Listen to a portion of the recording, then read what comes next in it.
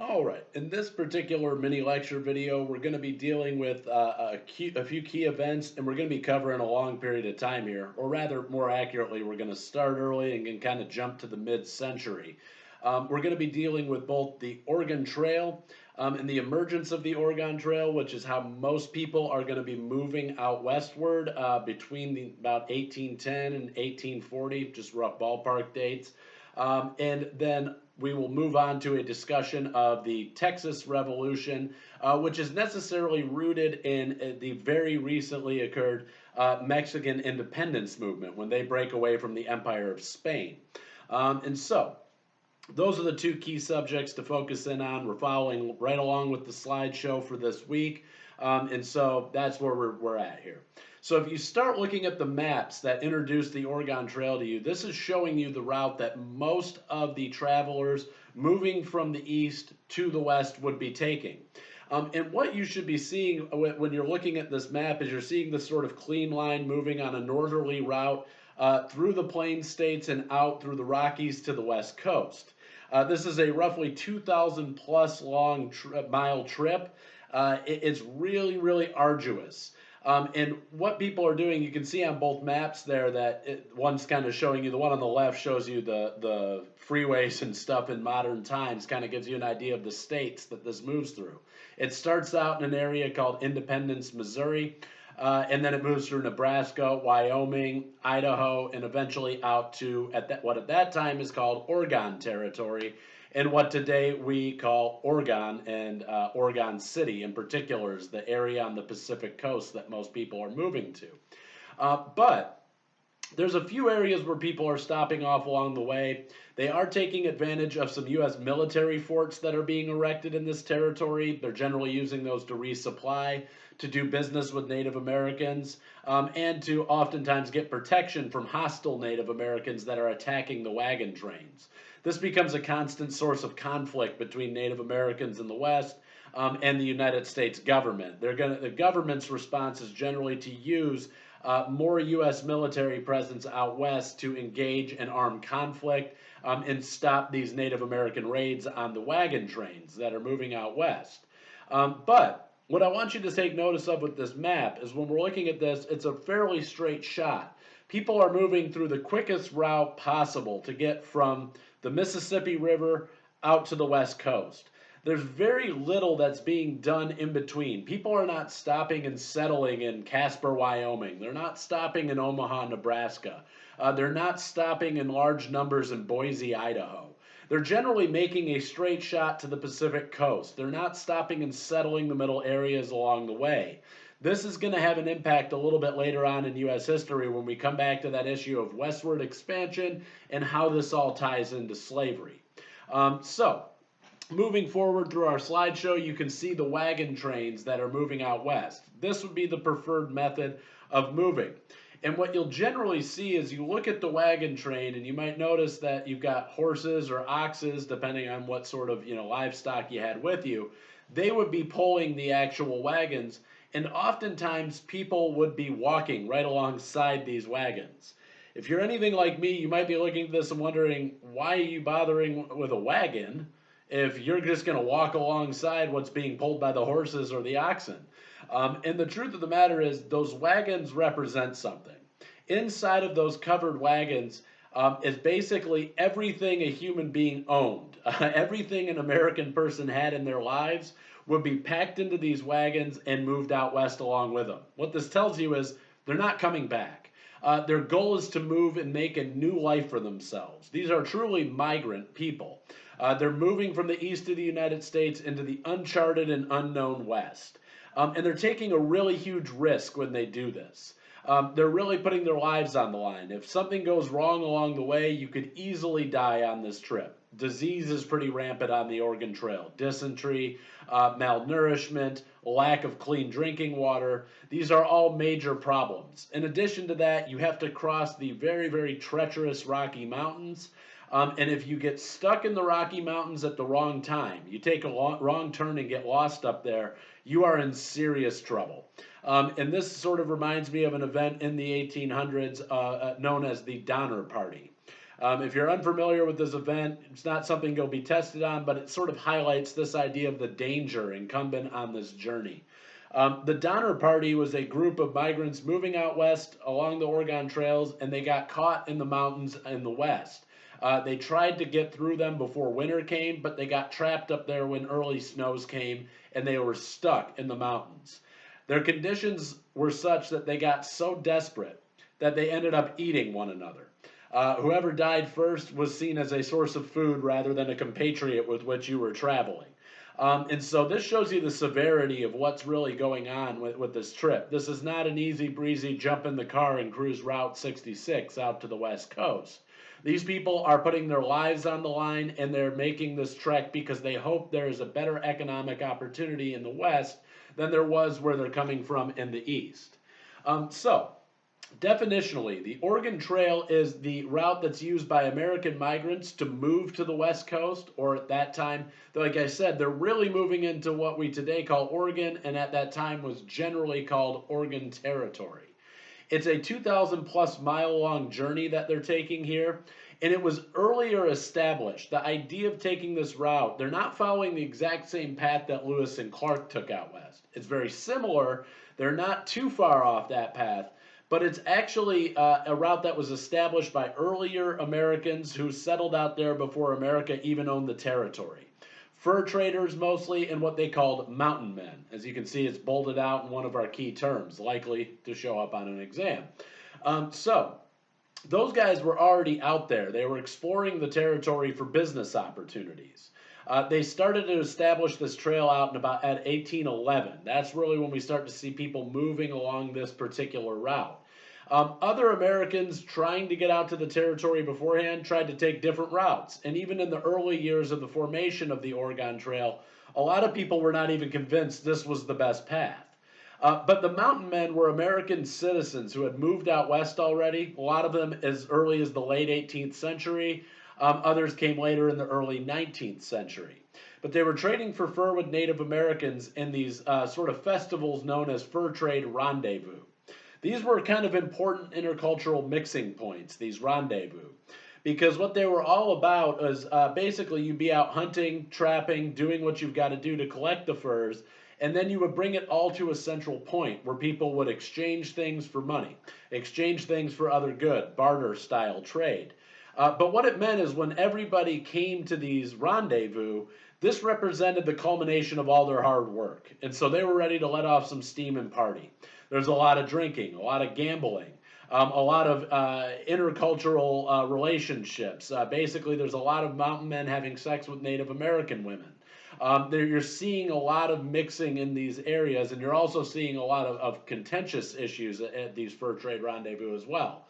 People feeling they've been cheated, people losing a lot of money gambling. They'd start to get into fights, things like that. They were kind of some unruly parties up in the foothills of the Rocky Mountains. But it's these mountain men who are engaging in these fur trade rendezvous. They too, just like Lewis and Clark before them, they're relying on local knowledge, on indigenous knowledge of this area to make a living for themselves. And it's on the back of what they know that Americans are going to start forging the Oregon Trail. Movement along this trail is pretty sluggish in the early 19th century. And I can see that there's a typo there in our PowerPoint presentation. Make sure you correct that to early 19th century. But this will always remain the favored route along which people are going to be moving to the west. They generally take this more northerly route, but that's because Americans at this point don't really understand the geography of the United States or the terrain of the United States. What they're dealing with here is that a map published by a guy named Stephen Long in 1823, he comes along and he labels everything south of basically Omaha, Nebraska, as being a giant dead arid desert. So he mislabels places like Kansas, like Oklahoma, as being nothing but desert land. He calls it the Great American Desert. Because of this, nobody wants to take a southerly route out west. That's why the Oregon Trail becomes really popular. One last aspect that I want to point out about the Oregon Trail, and what's really kind of critical about this, is that a lot of the migrants moving here are women, and they're not necessarily moving willingly. Their men are the ones who want to go seek this economic opportunity out west, and they drag the women and children along with them. And the reason that women don't really want to take this trek is because, in addition to all of the familial duties that they already have, cooking, cleaning, rearing the children, taking care of the campsite that you're setting up every time you stop, they're also having to take on more what we would consider to be masculine roles. They're having to chop firewood, hunt for animals. So their workload is doubling. And many of these women are being dragged along it by their husbands saying, I really don't want to do this. And what do you think is out west that's so much better than what we have back east?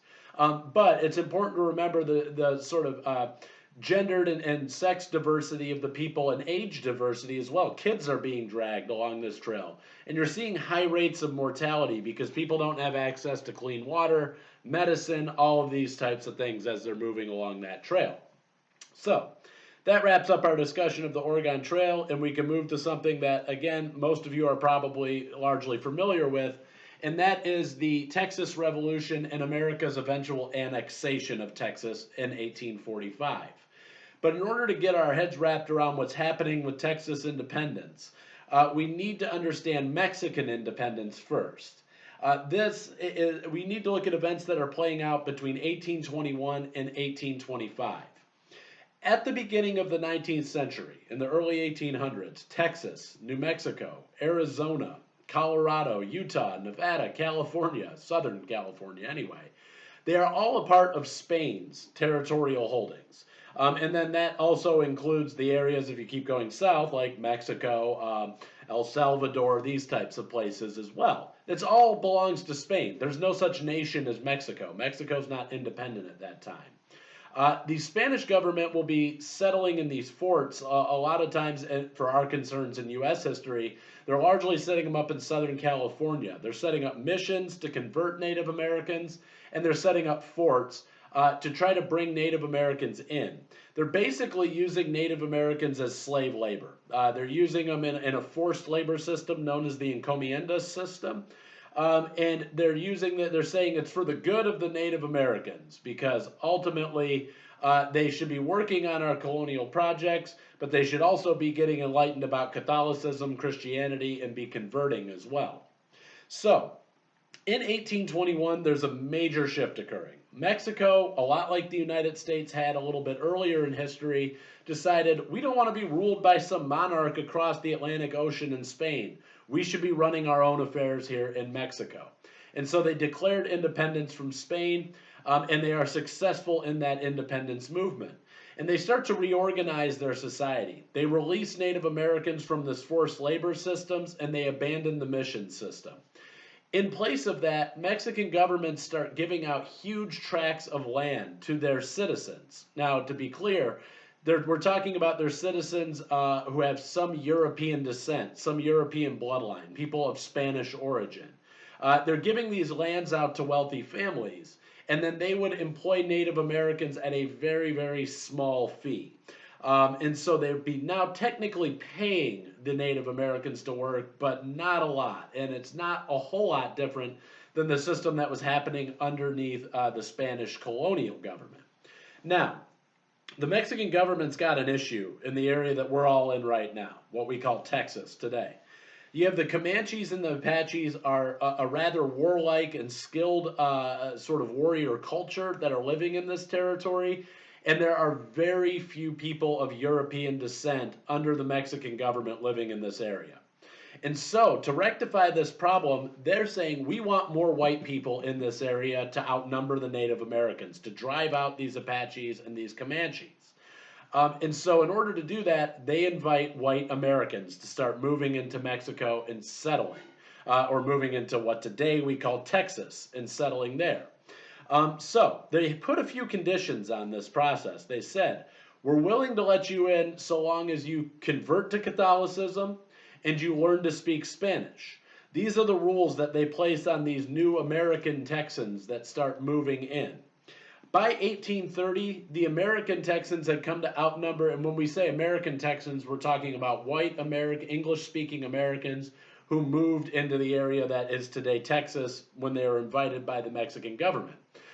They start to outnumber the Tejanos living in the region by about 7,000 to 4,000 by 1830. So you can see that they're moving in really, really heavy numbers. Now, they established this really key pattern of trade between Santa Fe, New Mexico, which still belongs to the Mexican government, and Missouri. And this was a huge source of wealth to the Mexican government, one that they didn't really want to give up. But it's something that they're going to have to deal with because the American Texans who are moving in are not readily playing ball. They're not playing by the rules. So we're moving on to the next slide now that's talking about the Texas Revolution between 1835 and 1837. Despite the fact that Mexico is making huge money off of their profitable trade with the United States, they have three major problems with the new Texans. One, the Texans moving in, they're not coming in and learning Spanish. They're staying in American communities and they're speaking English. Number two, they are bringing thousands and thousands of slaves with them. Because if you think about it, when Mexico opens the borders and says, hey, Americans, you can move on in, we need more European people down here, more Caucasian people, we should say, to be more accurate. People from Michigan are not rushing to move down to Mexico. People from Ohio or New York or Boston, they're not going down to Mexico. It's basically people from Louisiana territory, from Mississippi, from Alabama, from Florida, slave-owning territories. So when they move in, they bring thousands of slaves with them. They bring a slave economy into Texas. And Mexico is trying to work towards abolition. They don't want slavery in their society. So that's another problem that they have with the new Texans that are moving in. In addition to that, they're not going to be converting to Catholicism very readily either. They refuse to take on that new religion. And then finally, the Americans are very vocal and very open about the fact that they're going to take control of this territory anyway, that this is going to eventually become independent or American, that the Mexican government and their rules and their laws really don't matter to these new Texans. So this is a huge problem for the Mexican government. There's a small uprising amongst these new Texans in 1826 that would just be immediately crushed by the Mexican government. And after that event, the Mexican government says no more Americans are allowed into Mexico. They completely closed the border and said no more American immigration. They're not allowed into Mexico. And this is what's happening between 1826 and 1833. They totally stop American movement into the territory. And they do this at their own expense. They're hurting economically because they need American trade. But by shunning the Americans from and stopping them from moving in any great numbers, that trade is devastated. Now, they are forced, because of that situation by 1835, to reopen the borders to Texas. Or in 1833, they reopen the borders of Texas. They allow Americans to come in. And by 1835, there's 30,000 Americans living in what today we call Texas. So General Santa Anna the Mexican government is having some growing pains early on. And a military commander by the name of Santa Anna would overthrow the Mexican government in the 1830s, the early to mid 1830s. And so, as soon as this happens in 1835, when Santa Anna takes full control of the Mexican government, the American Texans see it as an opportunity, and they declare their own independence in the region, and they draft up a constitution to make Texas an independent nation. Now, Santa Anna is not going to take this lying down. He sends his forces to fight the Americans near San Antonio in 1836. This bloody battle will end in an American defeat, but the American Texans refuse to surrender. You all know this as the Battle of the Alamo. This will definitely be a key term on your exam. Now, the Alamo, the question again, being a northerner who doesn't know too much about Texas's history before I moved down here, one of the key questions I always had is, why is the Alamo so important if the Americans lost?